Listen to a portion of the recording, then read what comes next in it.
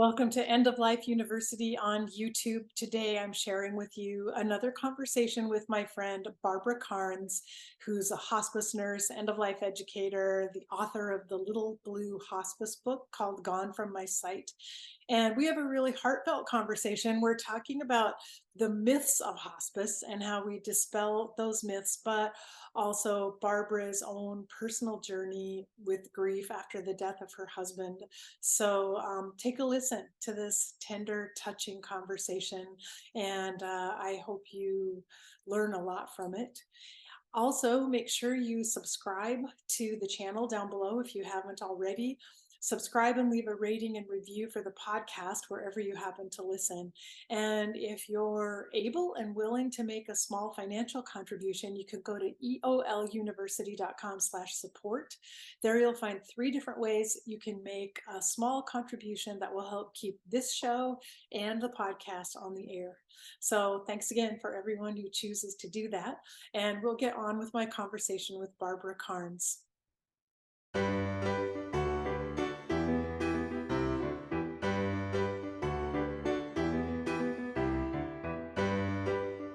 Today, I'm so happy to be joined once again by my dear friend Barbara Karnes, who's my recurring guest every other month, and I always look forward to our conversations together.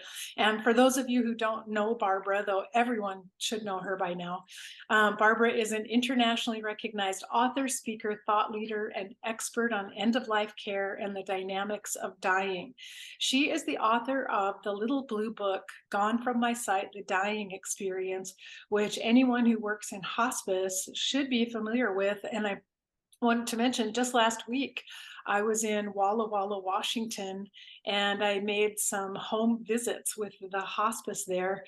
And each patient had the Little Blue book on the nightstand for their family members to read. I was really happy to see that. But that book is everywhere, thank goodness, because it's a wonderful book and it's done so much to educate families about caring for their loved ones. So we're also grateful to you, Barbara, for creating the book.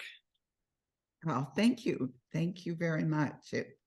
It was kind of, I'm going to say, divine order. It kind of wrote itself and got itself out there. And it pleases me very much that it helps so many. Yeah, it came about, I think, at just the right time. It was very much needed and still is. And so it's in use all over the world, and it's really phenomenal. And then also Barbara's newest book is By Your Side: A Guide for Caring for the Dying at Home, which is a wonderful guidebook for caregivers that goes in more detail into how to care for a loved one at home. Excellent book also that I'd love to see at every bedside. And you can learn more about all of Barbara's books and her videos and work at bkbooks.com. So Barbara, I just want to thank you once again for joining me. Oh, it's always a pleasure. I look forward to this. We have a good time.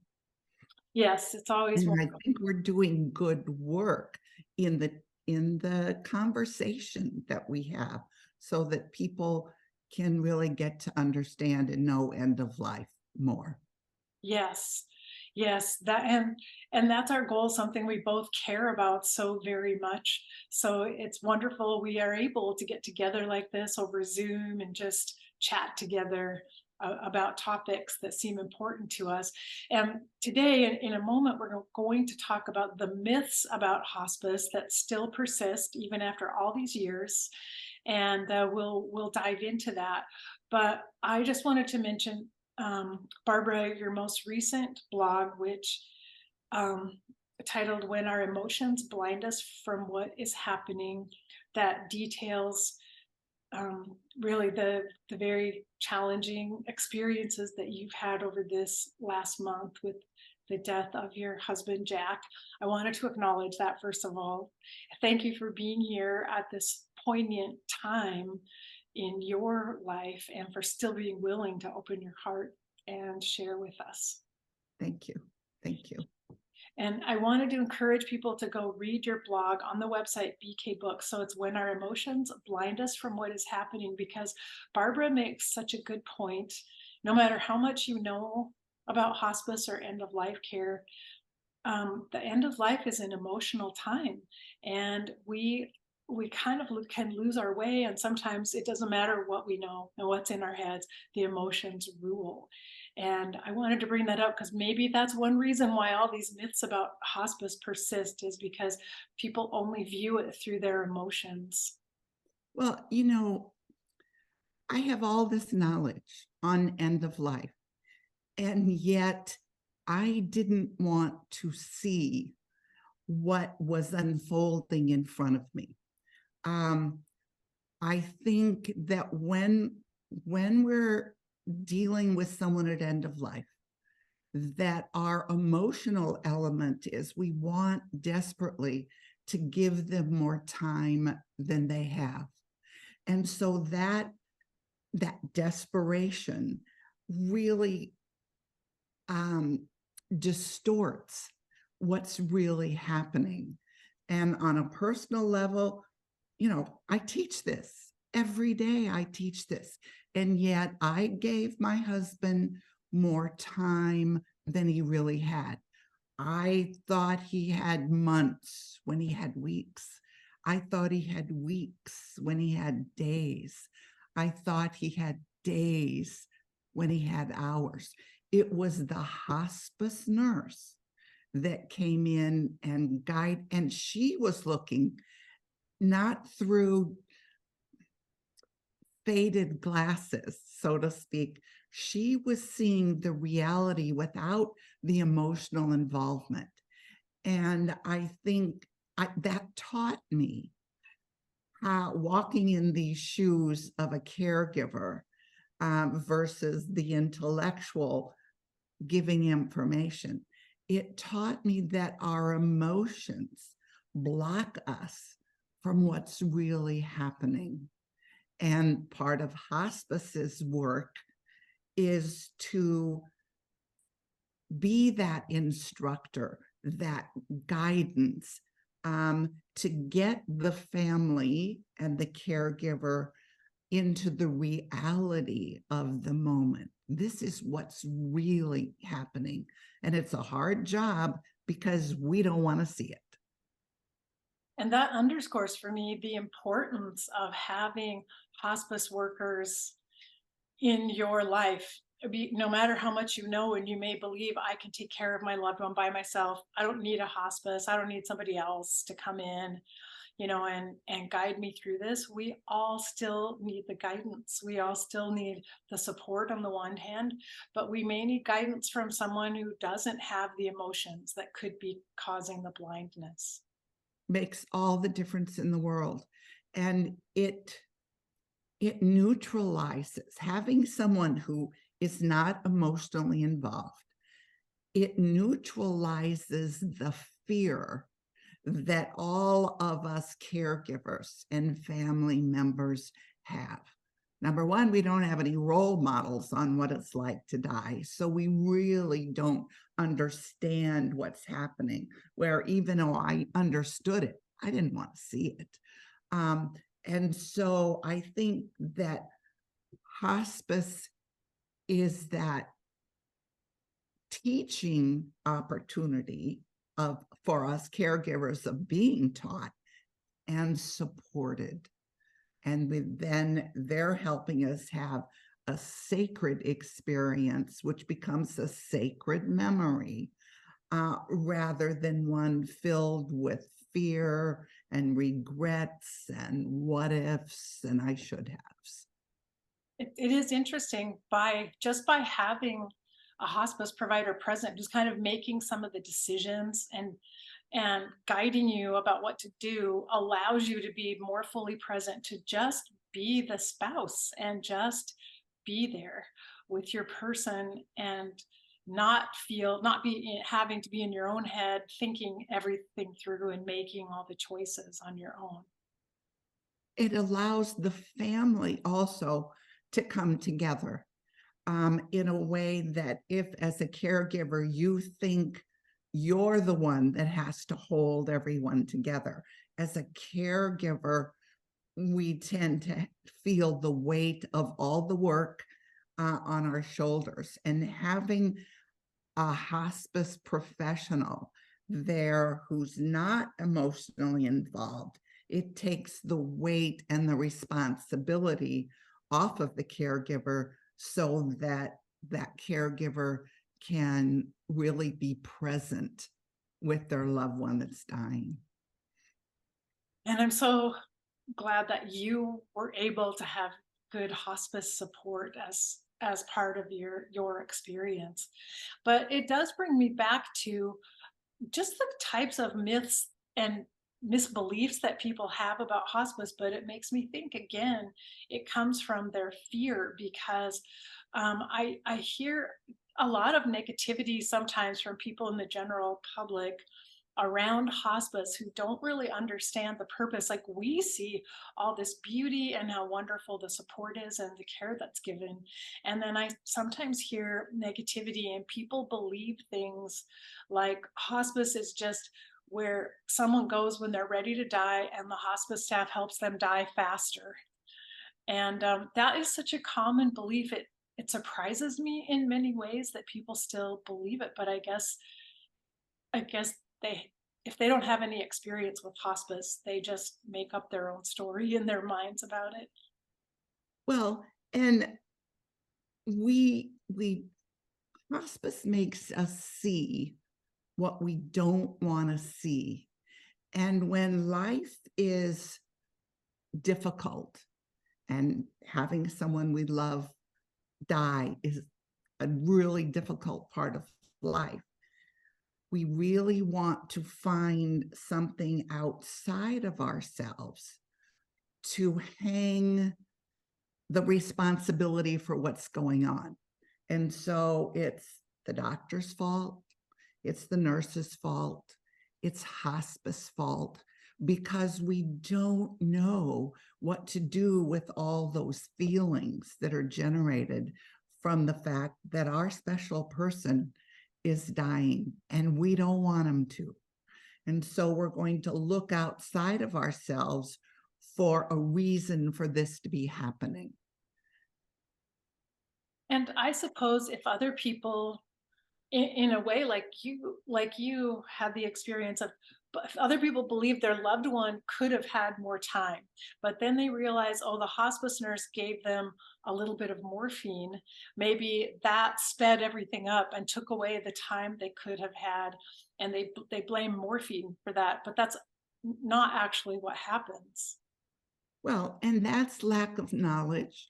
It's our society today that is dealing with narcotics and drug overdose. It's so in our face every day that then suddenly morphine's in our house and morphine is the villain. And who brought it in? Hospice brought it in.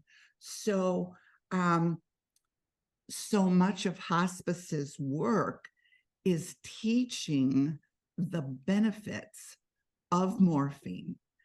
And that's hard to do when families and people have this fear and this negative look at morphine. And what we have to do is teach that it has its place. Yes, it can be abused, but it has its place. And I've got to say this, and that is people on hospice, hospice bills and is reimbursed per day. It is not in the hospice's best interest to kill their patients. Just from an everyday money standpoint, it makes no sense. Their job is to support, guide, educate, and help a family understand that this is going to happen. Dad's going to die. And once we can teach what dying is like, hopefully we can get beyond he was fine and hospice came in and 2 days later he was dead. That's so very true. And when people are not familiar with the stages of dying or what the very end of life looks like, it can seem very precipitous. Like everything was fine. Dad was talking to me, and then he died in 3 days. How could that be? Because they don't recognize all the other signs that were present all along that would have helped prepare or help them anticipate when those last days were coming. Or they may not believe the nurse who's telling them that. Well, as we're talking about this, I'm thinking of my own recent experience, and with all the knowledge that I have, I didn't think he was dying as soon as he was.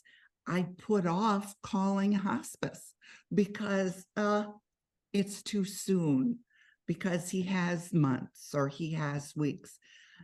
And they came in, and with his respiratory difficulties, they started morphine. If I didn't understand the comfort that it brought him, if I didn't understand that the key to getting out of your body is to relax. All you have to do is relax and you can get out of your body. Morphine helps you relax. And once the muscles let go and relax, then we can be free to get out of our body. And in, people don't think about that. in a peaceful way. And so, yeah, that's just one of the keys for people to understand. But also, you make such a good point that many people still think that hospice is only for the last few days of life. And I've had people argue with me, well, I'm not going to suggest hospice for my uncle until he's right at the very end. That's when it should start. And don't understand hospice can be started 6 months in advance before the last days of life. But then I realized for a lot of people, if they've had a loved one uh, involved with hospice, it's possible they were only in hospice for 3 to 7 days. Uh, because that may be when they got referred by their referring physician. And so maybe that's all they know. They've only known people to be in hospice for a few days. Well, and one of the myths around hospice is hospice takes care of people who are dying. And people don't look like they're dying until days or hours, sometimes weeks before death. And what we want people to understand and know is that hospice helps people live the best they can within the confines that their body and disease has put them in, which is why 6 months or months before death, hospice can do its best work, because it's supporting the family and the patient and helping them live with their disease, rather than crisis intervention in the days to hours, even weeks before death. And if people understood the training that the hospice staff goes through, the medical staff is in comfort care. And the training is all around helping alleviate any symptoms the patient may have, whatever they are, not just pain. And the goal of that is when patients are comfortable, they're more able to have quality time with their loved ones, and they're more able to think about something on their bucket list that they might like to do, or something, leave a legacy or find meaning somehow in their lives, because they're physically comfortable and they're not completely exhausted all the time by their symptoms. And I think another important aspect of hospice is that we just don't take care of just the patient. Our work, our support, our teaching is for the caregiver as well. And coming off of being a caregiver, it's hard work and it's scary, it's exhausting, and hospice can come in and guide and support social workers, volunteers, home health aid, medical equipment, hospital bed, walker, commode. all those things that as a caregiver, months before death, we often don't even think about those equipments that will help us, or understand nutrition, where months before death, hospice can guide a family into providing adequate, or as adequate as possible, nutrition, to teach that they're not going to eat a steak, but they'll drink an Ensure, or how much they're going to love ice cream. That's part of quality of living that hospice can guide this caregiver through, to then provide the love and care that he or she wants to give to their special person. That's so true and so very important. And a big reason why we're always encouraging doctors to make referrals earlier on in the course of an illness, to recognize when a patient is nearing the end of life, so we can get patients into hospice earlier. But that means families and patients need to be educated sooner about this as well, so they understand and are more accepting of hospice. And I think another misconception around it is some people think hospice is only for patients with cancer, and maybe that is how things were in the very beginning when hospice first started. I think it focused a lot on patients with cancer, but that's another one of the myths that we need to dispel here, is that hospice cares for any number of diagnoses. It's just that all the patients are at the end of life, regardless of what their diagnosis is. I think that the reason we focused on cancer when hospice started is cancer's more predictable than most diseases. You can follow a line and kind of see how it's progressing depending upon what kind it is, when it was done, all of those things. It's more predictable. ALS, heart problems, COPD. COPD, you look like you're dying tomorrow, and 10 years later, you still look like you're dying tomorrow. Horrible disease. It's not predictable. So I think that's how we started or why we started with cancer. What has happened over the developing years is we've learned more about the signs of approaching death so that we can spot it in other diseases. And so we can bring it on. What's happening today in our learning process, I think the big disease we're trying to figure out and learn a trajectory for is dementia, because dementia doesn't play by the rules. And so we're learning how to put people with dementia on some kind of a guideline, but we haven't got there yet. That's one of our learning areas. Yeah, that's very true. And I wanted to mention, because we talked about caregivers and how much help hospice is for caregivers, that on the sometimes, as much as people sometimes have negative misperceptions about hospice, on the positive side, I think some people misunderstand and believe that hospice will come in and provide 24/7 care, and that can be devastating sometimes for families to find out that is not true.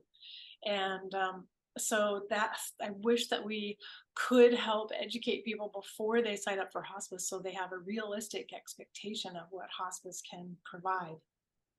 Right. I mean, we do home care, but not shift work.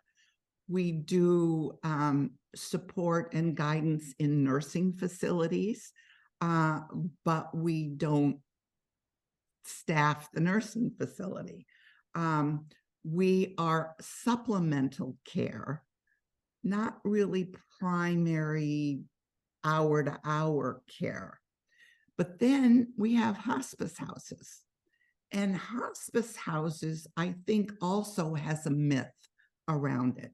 And that's it, that I can put my loved one in a hospice house, and there he or she will be taken care of until they die, and it will be financially paid for. And that's a myth. I think hospice houses started out with donations, and yes, they let people come in and stay unlimited amount of time until they died. And then Medicare reimbursement got in there and started setting guidelines and would reimburse for inpatient services that you could call a hospice house, but they'll only do that for 5 to 7, maybe push it a little more, days. And there are now, which saddens me, there's a lot of hospices out there that will not take private pay. And so if you're in there for 7 or 10 days and you're still alive, then you either go home or you go to a nursing facility. And the myth is that the hospice house will keep our special person there until they die. And some of the problems, as you pointed out, that have arisen are because of the financing of hospice and the Medicare benefit and the regulations it has and the requirements that it has. And so it definitely shapes the care that's available and that gets offered, though the benefit in many ways is quite generous. You pointed out before all the durable medical equipment that's provided, the home health aid is provided, chaplain, social worker, medications are covered. So the coverage is amazing, but it's also limited because of that Medicare benefit. And today, hospice is really different than it was when it started. And I don't know how many people have really tracked its trajectory or how it's gone. And so the memory of what hospice started out and what it is today doesn't fit. And there's some of the myth and misconceptions. That's so true. And I think you're right. I think these myths have arisen from a long time ago in the history of hospice, but maybe for people who had a more negative experience for whatever reason with the hospice, and because it underscores the fact that not all hospices are alike. And so we ourselves, we can't really generalize about any one hospice or another, because hospices can vary a lot in the type of care they provide and the quality of care. Even though they all have to meet the Medicare criteria, there can be a lot of difference between them. Oh, absolutely. And I think when we bring a hospice on for service and for care, oftentimes we're expecting more from hospice than it can give. And that leads to disappointment and misunderstanding. Yeah. Yeah, that's so very true, because yeah, there are myths about negative aspects of care, but these positive myths of hospice doing everything and being wonder workers in a way that are also not the reality.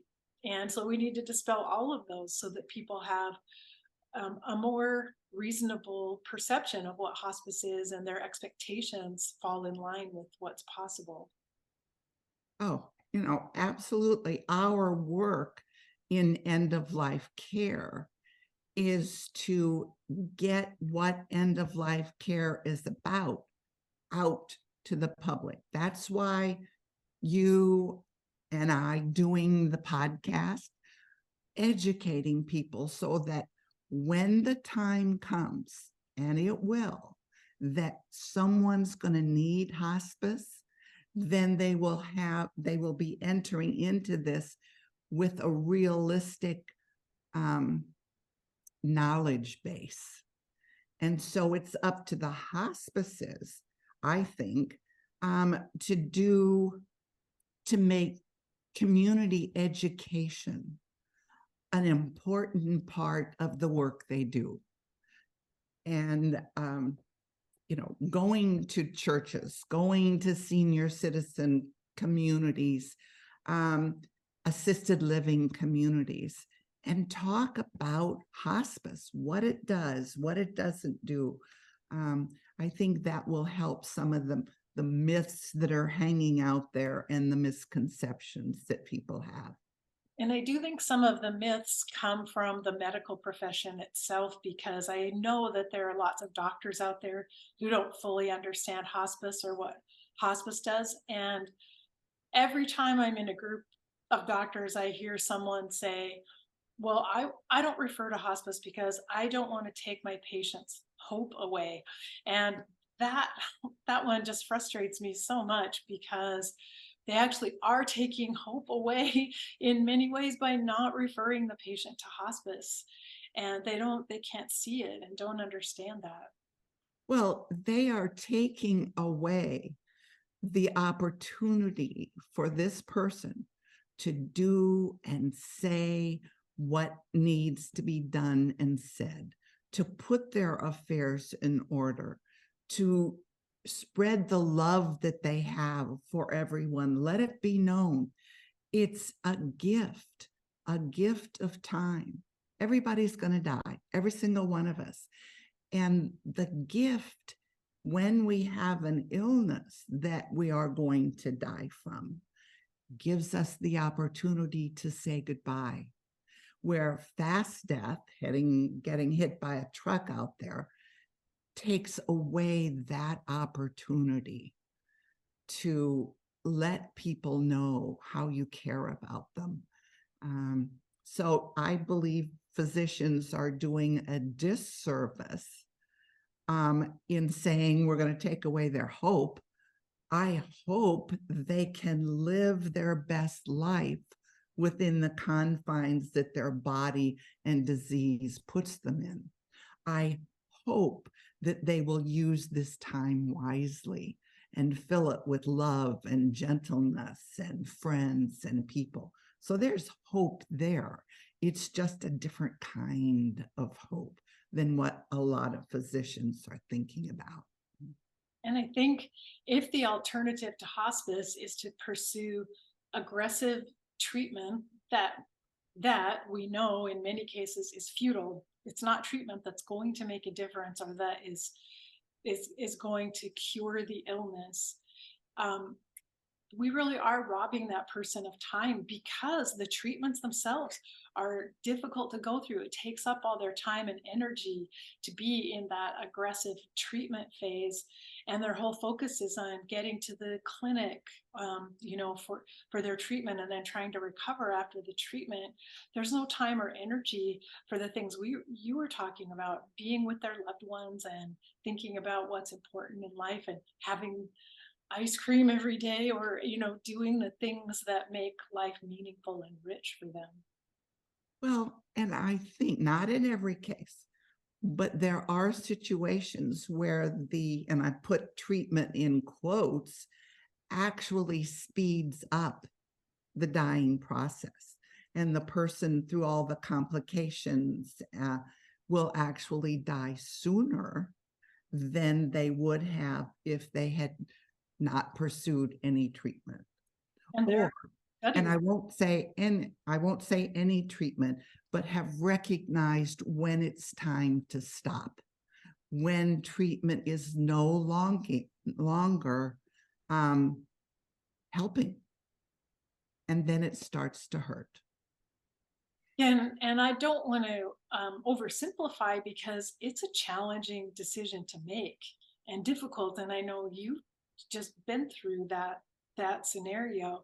So it isn't that it's an easy thing for anyone to decide, but it really helps if physicians, medical care providers, don't come across as if they know all the answers.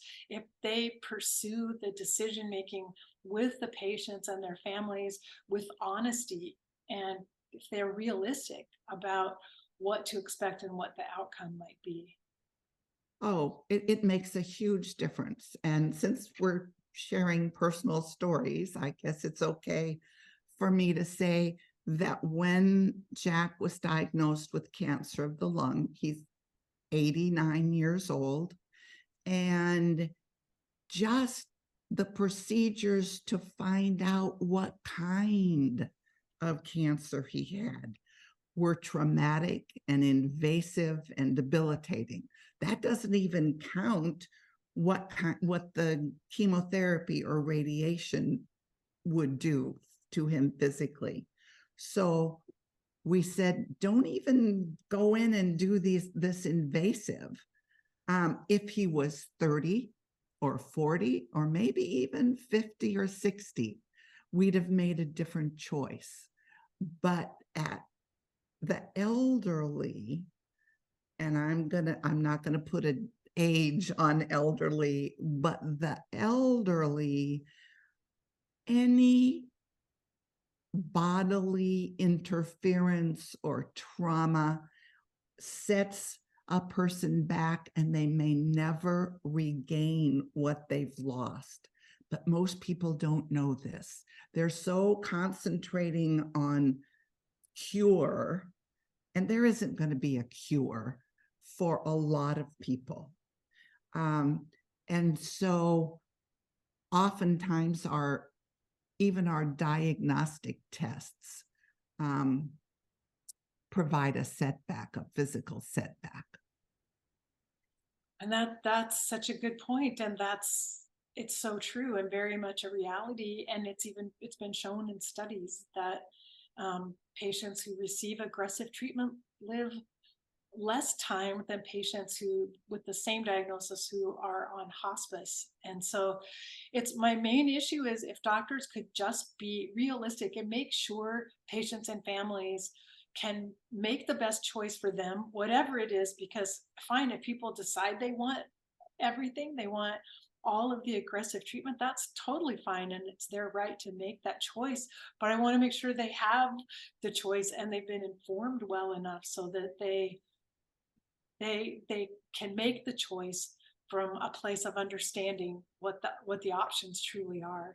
And from a place of knowledge,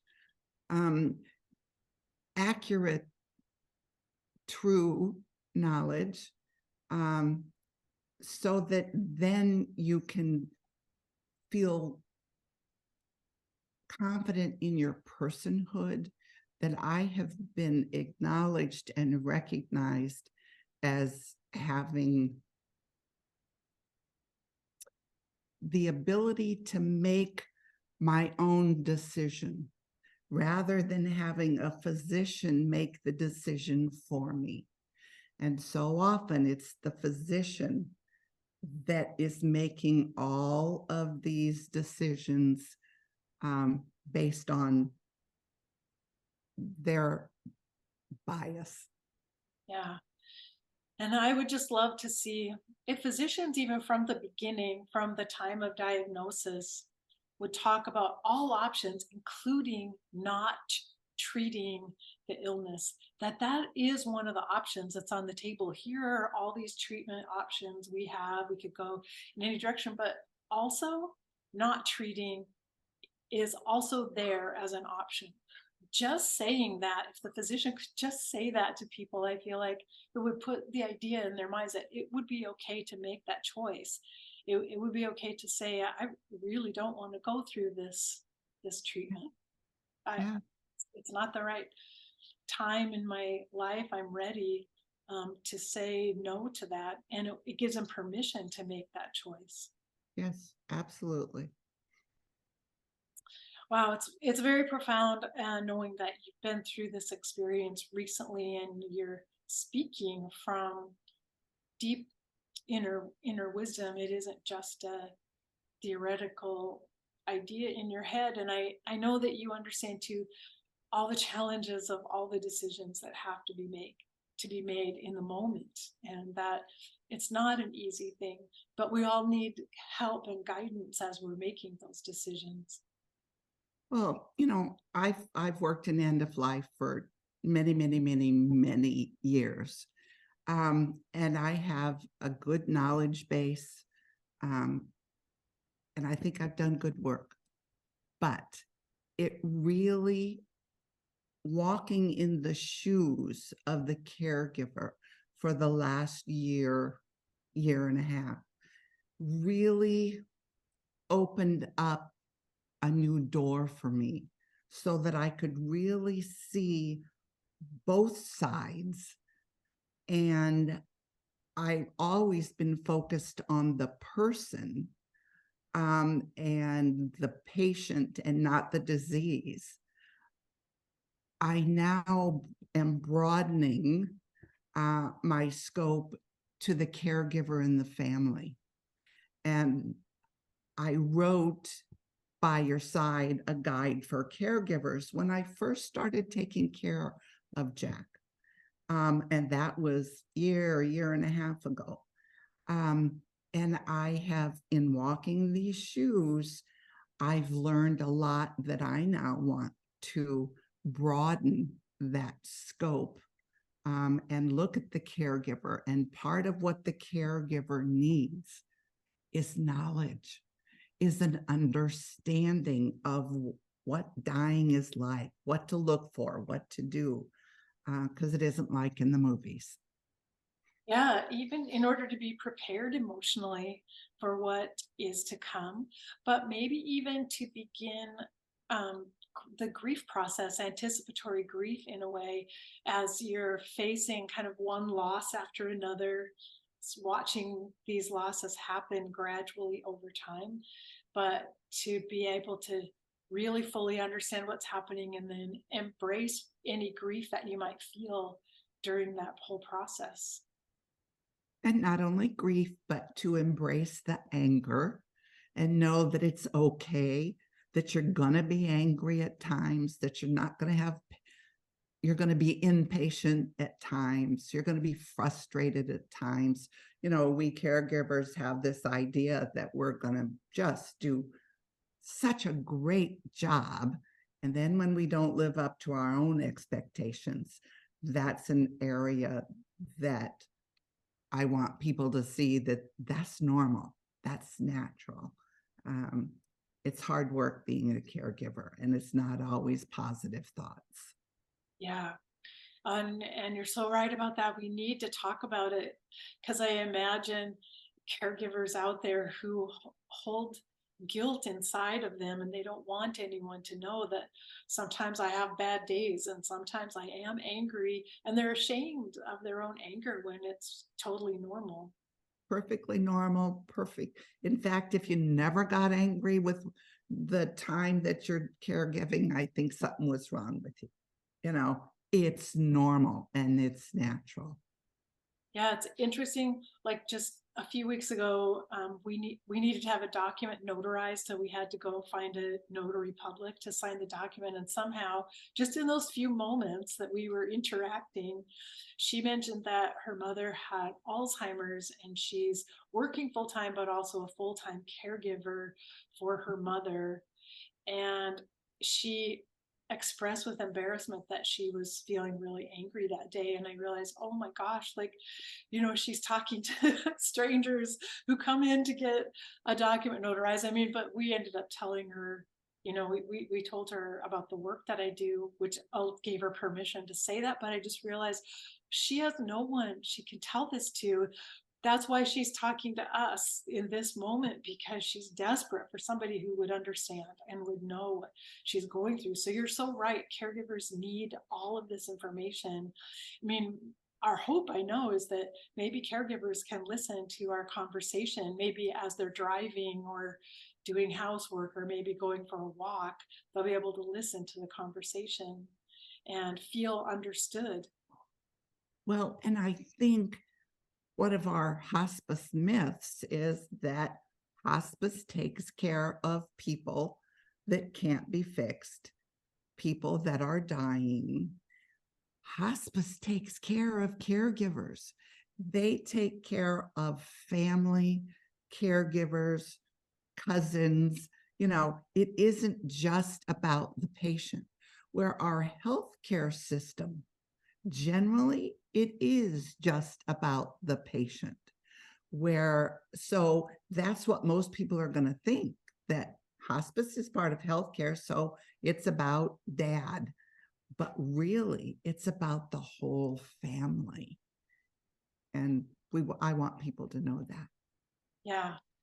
Oh, definitely, definitely, because, and that's the other reason bringing hospice in earlier on allows caregivers to get more support and to have someone to talk to share all those emotions with, to someone who that they can call when something happens and they have a question or they're feeling scared or they don't know what to do.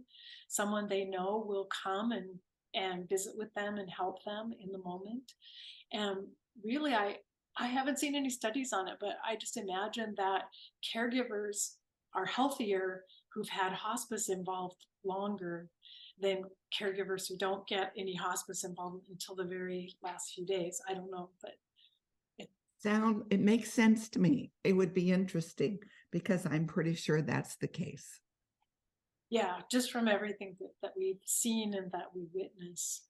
Mhm. To know that you're not alone and that you have support and you have someone who's on this journey with you, helping you through it, versus just in the middle of the night being there all by yourself trying to decide what to do and how am I going to fix this situation. Where they can pick up the phone and call hospice and say, here's what's going on. And hopefully that hospice will come and make a home visit. 3 o'clock in the morning. I learned early on, if you say, oh, everything's going to be okay, and not make that home visit, then you're going to wake up at 7 in the morning and find out that that patient's in the ER because family was scared and they didn't know what to do.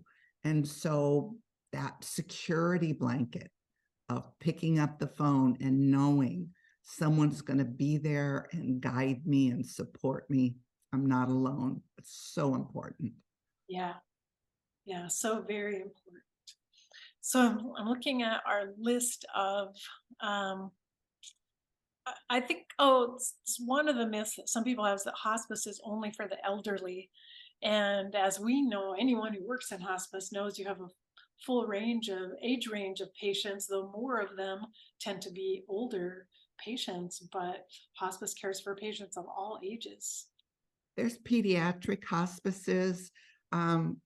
There's nowhere is it written that only the old die from disease.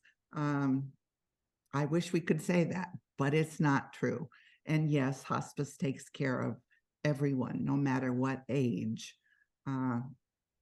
If they can't be fixed, I would hope that the family or the patient would reach out for the support and guidance that hospice offers.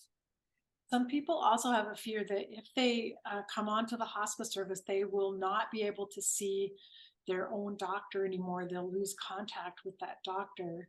I think that's another misperception, but in a way, it's like largely up to the doctor you're seeing if they will keep seeing you as a patient. It isn't anything hospice requires. Right. I mean, yes, hospices have their own medical directors that oversee team meetings and patient scenarios, but you keep your primary care doctor. You aren't just letting go and letting some stranger take care of you. Yeah, and that's important to many people.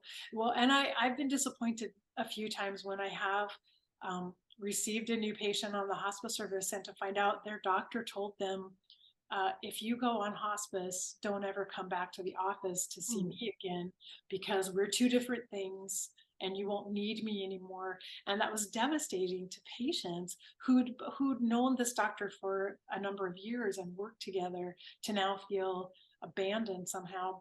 But that's really a misunderstanding on the doctor's part, that somehow they can't stay in contact and stay connected to the patient. Oh, terrible. That just hurts to hear about that because it's just not the case. You think about our physicians.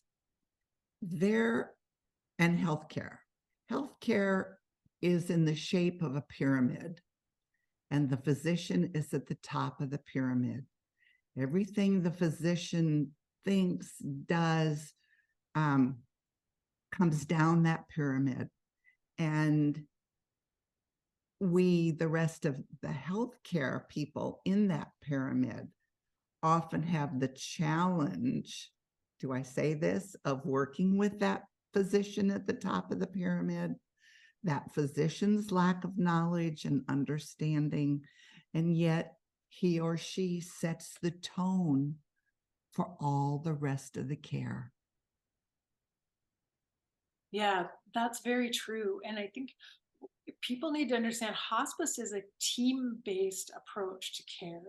So there's no one individual who provides all the care for a patient. It's a whole team of people, a doctor, a nurse, home health aide, chaplain, social worker, and could even be other ancillary people also involved, which is really different than any other medical care you'll receive anywhere else. The fact that a whole team gets together and talks about the patient's care, everyone has input, everyone just kind of decides together as a group how that patient will receive care. And that's one of my favorite things about hospice care. I'm sure there are some doctors who are not great at being team members.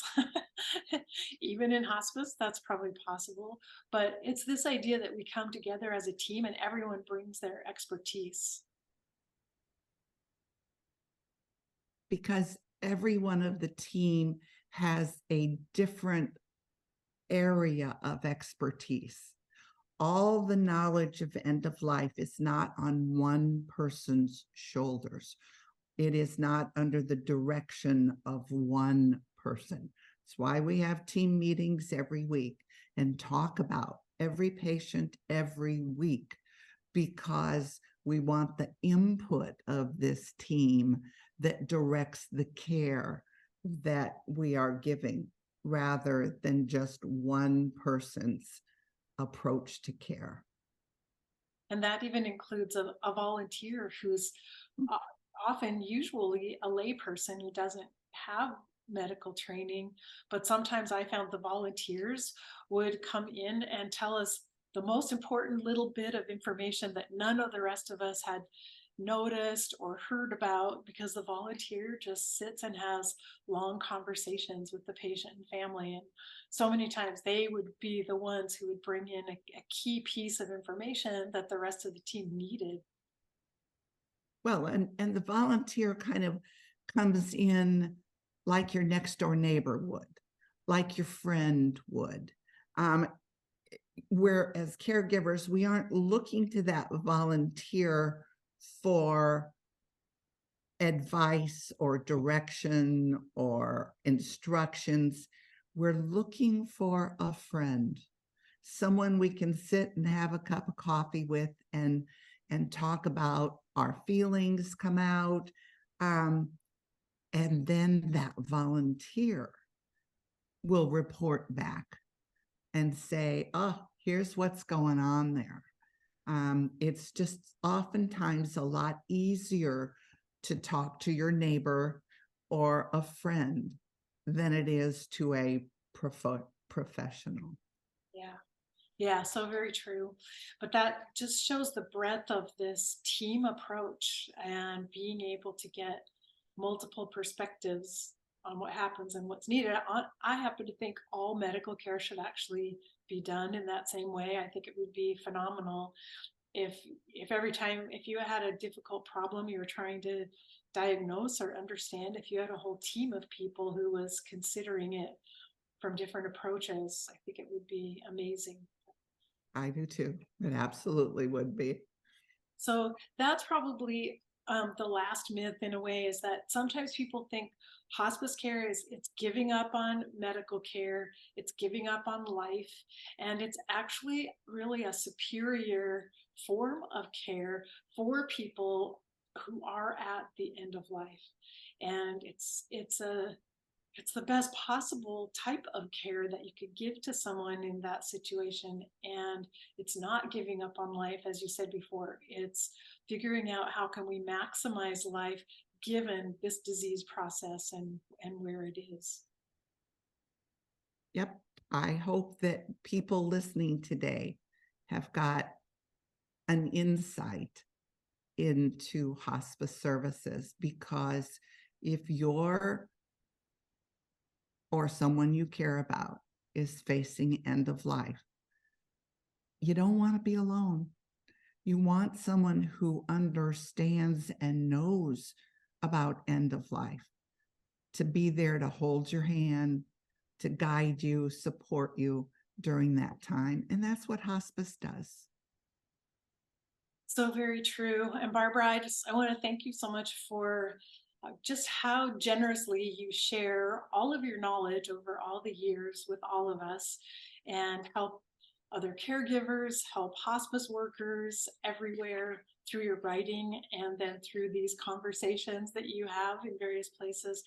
And right now, during this tender time, I just want to thank you for your openness and your willingness to share this part of your journey with us as well. Oh, thank you. Thank you. Well, be well, my friend, and take good care of yourself.